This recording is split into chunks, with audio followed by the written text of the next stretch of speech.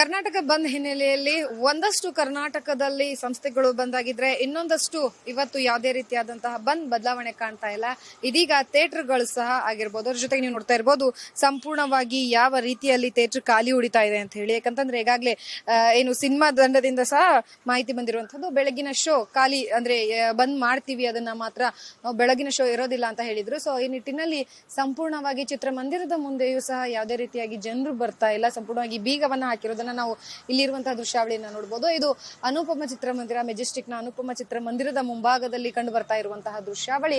ಜನರು ಬರ್ತಾ ಇಲ್ಲ, ಅದರ ಜೊತೆಗೆ ಇನ್ನು ಇದನ್ನ ಓಪನ್ ಸಹ ಮಾಡಿಲ್ಲ ಅನ್ನುವಂತಹದನ್ನ ನಾವು ಸಂಪೂರ್ಣವಾಗಿ ಇಲ್ಲಿ ಕಾಣಬಹುದು. ಒಂದು ರೀತಿಲಿ ಎಲ್ಲೋ ಕನ್ನಡ ಪರ ಹೋರಾಟಗಾರರ ಬಂದ್ಗೆ ಇದೊಂದು ರೀತಿಲಿ ಪುಷ್ಟಿ ಕೊಡುವಂತಹದ್ದು ಅಂತಾನೆ ಹೇಳ್ಬೋದು. ಸೊ ನೀವು ನೋಡ್ತಾ ಇರ್ಬೋದು ಇದರ ಸುತ್ತಮುತ್ತಲೂ ಯಾವ ರೀತಿಯಾಗಿ ಅಂದ್ರೆ ಜನರು ಇದ್ರ ಹತ್ತ ತಿರುಗು ಸಹ ನೋಡ್ತಾ ಇಲ್ಲುವಂಥದ್ದು, ಸಂಪೂರ್ಣವಾಗಿ ಖಾಲಿ ಹೊಡಿತಾ ಇರುವಂತದ್ದು. ಅದರ ಪಕ್ಕದಲ್ಲೇ ಇರುವಂತಹದ್ದು ಇದು ತ್ರಿವೇಣಿ ಚಿತ್ರಮಂದಿರ. ಇಲ್ಲಿಯೂ ಸಹ ಜನರು ಬರ್ತಾ ಇಲ್ಲ, ಅಂದ್ರೆ ಸಂಪೂರ್ಣವಾಗಿ ಬಂದ್ ಮಾಡಿರುವಂತದ್ದು. ಬೆಳಗಿನ ಶೋ ಏನು ಈಗಾಗಲೇ ಆರಂಭ ಮಾಡದೇ ಇರುವಂತದ್ದು, ಇನ್ನು 10 ಗಂಟೆ ಶೋ ಆರಂಭ ಮಾಡಲಾಗುತ್ತೆ ಅಂತ ಹೇಳಿದ್ರು.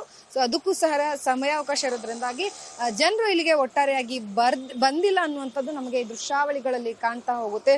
ಸೊ ಒಟ್ಟಾರೆಯಾಗಿ ಇನ್ನು ಇದೀಗ ಬೆಳಗಾಗ್ತಾ ಇರೋದ್ರಿಂದಾಗಿ ಜನರು ಬರುವಂತಹ ಸಾಧ್ಯತೆ ಇದೆ ಅಂತಲೇ ಹೇಳ್ಬೋದು. ಅದ್ರ ಜೊತೆಗೆ ಸಾಕಷ್ಟು ಕಡೆಗಳಲ್ಲಿ ಹೋರಾಟದ ಕಿಚ್ಚು ಎಲ್ಲೂ ಕಂಡು ಬರ್ತಾ ಇಲ್ಲ ಅನ್ನುವಂಥದ್ದು ಸಂಪೂರ್ಣವಾಗಿ ಕಾಣ್ತಾ ಇರುವಂತದ್ದು. ಕ್ಯಾಮ್ರಾ ಪರ್ಸನ್ ಶಿವಮೂರ್ತಿ ಜೊತೆ ಲಕ್ಷ್ಮೀ ಬಾಗಲಕೋಟೆ, ಅಶ್ವಥ್ ನ್ಯೂಸ್, ಬೆಂಗಳೂರು.